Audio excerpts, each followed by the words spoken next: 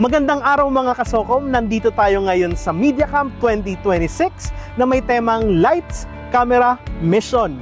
At sa pagtatapos ng unang araw, tara, kamustahin natin sila. Kasama natin ngayon si Ate Tyra mula sa St. Pius X Parish. Ate Tyra, sa pagtatapos ng unang araw ng MediaCamp 2026, what is your greatest takeaway? Ang greatest takeaway ko po is that communication isn't just talking to people. Communication is connecting and building a relationship with the whole world po. And as SOCOM, we have the job to spread to the whole world because the media world doesn't just reach millions. It reaches billions of people all around the world.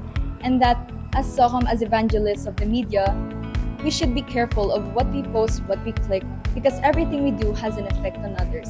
And that our job is to evangelize and use the power and the job that we have for good of all mankind. At ngayon kasama naman natin si Kuya Bobby mula sa St. Joseph Parish, Gagalangin, Tondo. Kuya Bobby, sa pagtatapos ng unang araw ng MediaCamp 2026, ano ang iyong greatest takeaway?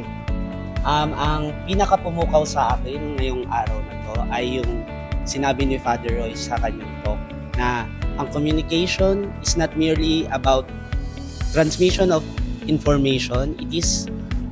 Yung communication is not merely about passing of information. It is the revelation of a person. Ito yung communication, yung pagpapahayag ng tao bilang nilalang ng Diyos na kawangis niya. Kaya sa tema ngayon, yung preserving human faces and voices, ang pinapreserve natin dito ay yung binigay sa atin ng Diyos bilang tao, bilang kawangis niya.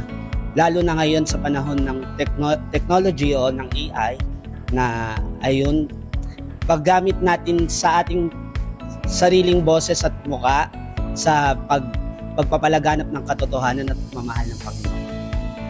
Ngayon, kasama naman natin si Kuya Dave mula sa Minor Basilica and National Shrine of Jesus Nazareno o mas kilala bilang Quiapo Church. Kuya Dave, sa pagtatapos ng unang araw ng MediaCamp 2026, ano ang iyong greatest takeaway? Ang greatest takeaway ko as a first timer sa maka-attend sa MediaCamp, malaking tulong yung topic na cybersecurity. As a social media manager ng Quiapo Church, ako po yung humahandle po ng mga social media ni Quiapo Church. So, malaking tulong po yun sa amin as a SOCOM. And then, nagkakaroon kami ng idea at may i-share po namin yung mga kaalaman na natutunan po namin dito na may i-share po sa kapwa namin SOCOM sa aming parokya.